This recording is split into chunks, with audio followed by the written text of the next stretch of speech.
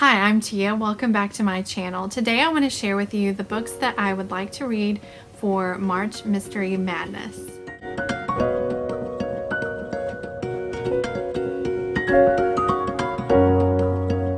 March Mystery Madness is a readathon that is focused on reading mysteries during the whole entire month of March. This readathon is hosted by 11 different hosts, and I will leave their information down in the description box down below. So this is the 5th year of March Mystery Madness, so they wanted to focus their challenges on the number 5. I think that the overarching goal of all of March Mystery Madness is to read at least 5 mysteries during the month. However, the hosts, I believe, have different suggestions for challenges if you would like to follow along with some of their challenges, or they said that you can come up with your own challenges as long as they have to do with the number 5. So I am going to take some of the challenges from Sarah at Steeped in Books, and I will, well, obviously I'm going to leave her channel linked down below. She made a bingo card with the challenges that I believe that she is focusing on. So I'm going to focus on some of the challenges that she put out there so that I can make it to 5 mysteries during the month of March, hopefully. So I am also doing middle grade March, and I have booktube prize reading that I need to do, but I really wanted to participate in March Mystery Madness, so I'm hoping that this works out and that I can read all of these. But if it doesn't, hopefully no one is going to be upset with me that I didn't get to all of them.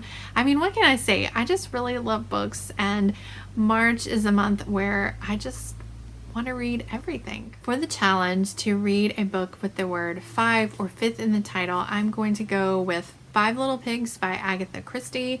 This is part of the Hercule Poirot series. I have been trying to work my way through those books, but I've only read, I think, 4 of them now. This one is going to be way out of order for me because I'm still up at the top, and this one is probably about in the middle of 40 or so books that are in the Hercule Poirot series, but I think it's going to be okay if I read them out of order. But anyway, this one is about a woman named Caroline who was convicted of poisoning her husband. However, there were 5 other little pigs that could have been the ones that did it. 16 years later, her daughter is come forward and wants to prove her mother's innocence, and I guess she's working with Hercule Poirot, and he can't seem to get that nursery rhyme out of his head of 5 little pigs went to market.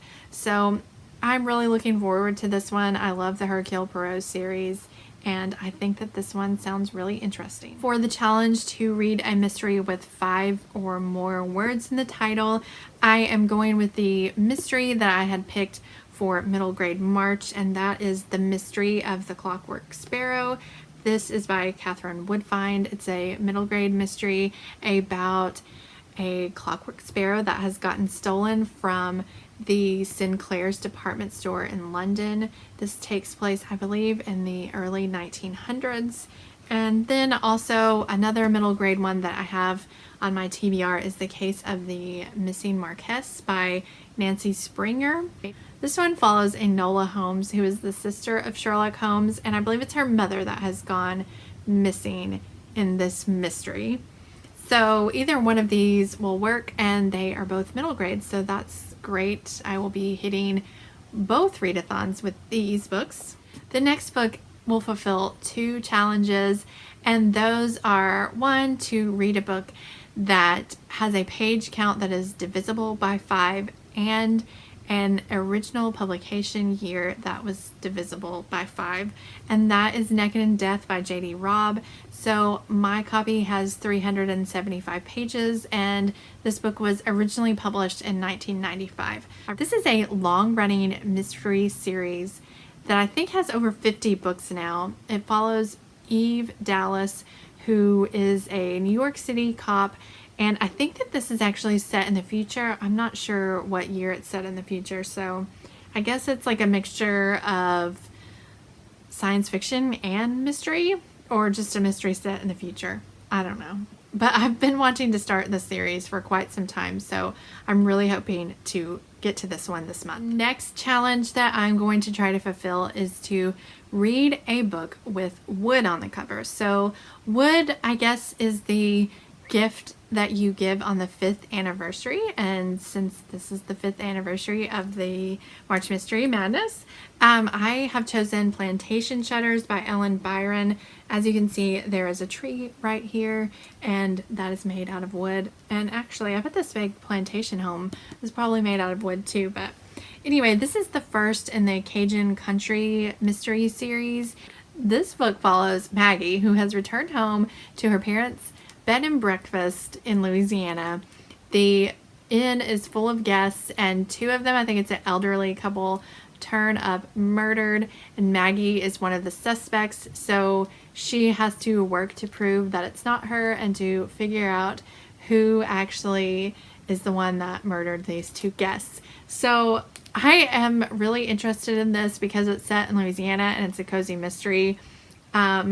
I love, well, you know, I haven't really read too many cozy mysteries, but I've enjoyed the ones that I have read, and I really like books set in Louisiana, so I'm hoping that this is a great one. The last challenge of Sarah's that I'm going to work towards is to read a mystery that has a celebration in the storyline, and the one that I've chosen for that is the 3rd book in the Cajun Country mystery series, and this is Mardi Gras Murder, so also by Ellen Byron. And as you can tell, this one, they are going to be celebrating Mardi Gras in this, which I think is so fun. I really hope I make it to this one because I want to read about Mardi Gras in Louisiana in a cozy mystery setting.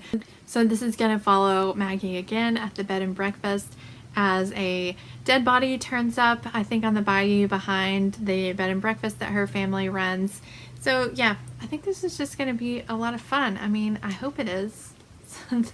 There's that one. And if I read all of those will definitely be 5, so I will have fulfilled the main goal of March Mystery Madness to read 5 mysteries.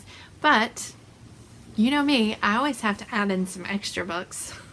There are a couple of middle grade mysteries that I would really like to get to if possible, and that is Green Glass House by Kate Milford and Winter House by Ben Gunnarsson. I'm really looking forward to these 2. I've heard nothing but great things about them. And then the last one that is just an extra one is Is For Alibi by Sue Grafton. This is a series that I have been wanting to start, and it follows Kinsey Malone, I think is her name, and it takes place in a fictional town in California that is based around Santa Barbara, which is where Sue Grafton spent half of her time. I think she lived half in Santa Barbara and half in, I can't remember where the other town was that she spent the other half. I think, you know, they had 2 homes and they split back and forth, but she passed away actually in Santa Barbara, which is not too far from where I live, and I've been to Santa Barbara many times. We love it there, and I really want to start this series, so hopefully I will be able to read this in March too. I would love to know if you are participating in March Mystery Madness. Let me know if you have read any of these books or if you are interested in reading any of these books. If you would like to follow me on Goodreads or Instagram so that you could follow my March Mystery Madness progress throughout this month, please feel free to do so. Both of those links are down in the description box below. I hope that you are all having a great day and a great March. Thank you so much for watching, and I will see you next time.